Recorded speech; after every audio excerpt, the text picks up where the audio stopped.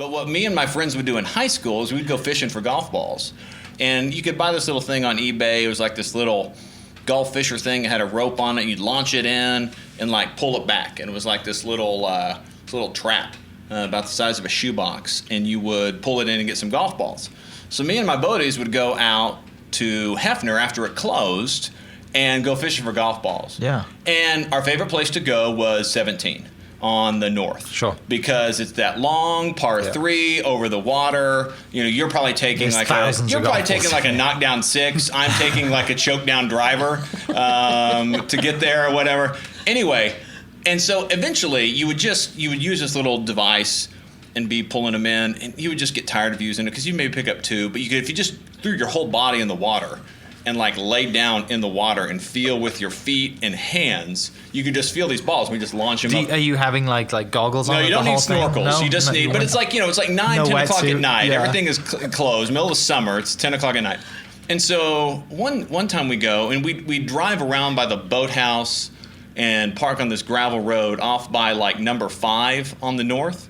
And we'd park there and then cut across because you don't go park in the parking lot of like, you can, whatever. I mean, it's too obvious because there's lake patrol and there's cops. Well, it's like people now who are trying to sneak on the golf course because it's closed. They're not going to park in the parking lot. You're not going to park in the parking lot, right? You're going to park off somewhere else. So we parked somewhere else and we just, I don't know, it was just a huge night. I mean, right? And we have like a trash sack full. Gold like a mine. it was gold mine. I said, guys, I'm not going to carry these back to... I'm not going to carry these all the way back to my truck. I'm going to go drop these behind a tree on number 11 on the north and leave them there. And then as we drive out, we'll go get them. So we make our way back to our car. Me and my 3 friends, we're like soaking wet. We jump in. How old? So you're old enough to drive? So 16. Old enough to drive, but not an adult for like criminal purposes, right? So any charges would be juvenile charges, right? Slap on the wrist. So, and this is like white privilege at its finest, right? Like white kids thinking, I'll just trespass and steal and everything will be fine. It's just golf balls. Right? Like things that black folks are like, you're going to do what? Yeah. They're not going to do that. Are you crazy? What was the goal? What was the best golf ball at that time? The professional. Okay. The professional 100. This is before Pro V. Yeah. So what we do is the 90 and the 100. Right? Yep. The 90 and 100. We all thought we could hit the 100s. We probably couldn't, right? Yeah. Well, actually, we were probably swinging pretty hard back then. So, and then we'd have like a draft. You go and you clean them all up and you draft the balls. Max Flies were a good ball then. Like, Max Fly, Greg Norman. Slozengers, whatever. Slozengers. So we dropped them behind the tree, and then as we're pulling out the gravel road, we get pulled over. Yeah. And a cop comes and pulls us over and like comes up to my window and I'm driving. He's like, what you boys been doing? You haven't been sneaking on the golf course getting golf balls, like drenched. I'm like drenched, like head to toe. We got towels down in my truck. And I'm like, no, sir. What were you doing? Oh, we're just hanging out here by the lake. You don't have any golf balls? He's like looking in my bed. Yeah. And I'm like, no, sir, I don't. I don't because they're behind the tree on 11. And he lets us go. And we just felt like, the Italian job. Yeah. Oh, yeah. Felt like Ocean's 11, stealing all those golf balls. It was great. A lot of fun. Our statute of limitations, I think, is passed on that. No one's going to come. Yeah. We used to do the same thing back home, though, with the golf course I grew up at. Like, we kind of the typical summer as a kid, right? Your mum and parents drop you at the golf course at 9 o'clock in the morning and pick you up at 7, 8 o'clock at night. You get so much for the day, and you'd all hang out and play golf all day.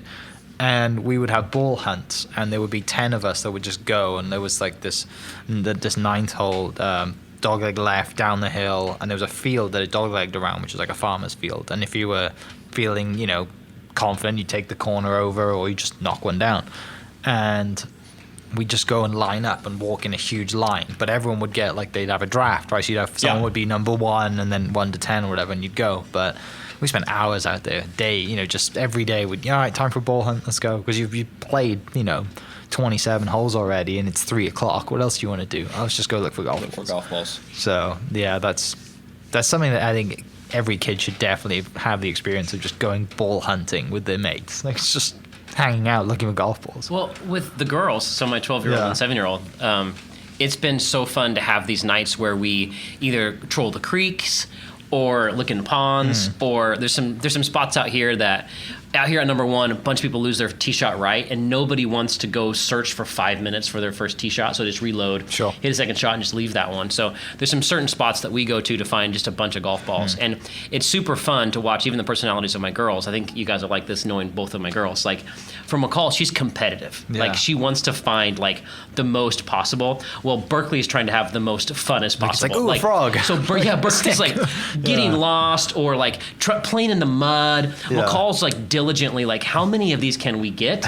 And Berkeley's, like, having as much fun as she possibly can. It's really interesting, and that's been fun. Like, just walking through the creeks out here, it's super fun to be able to find. And it's like, I mean, I think that everyone listening to this podcast has probably had a chance where they felt like they just said, I'm going to give myself to this moment to be able to find as many golf balls as I can. And it feels awesome. Yeah, and it's nothing, I mean, no, doesn't matter how old you are. When you find a golf ball that's worth $4, it's $4. It's a Pro V right now, isn't it?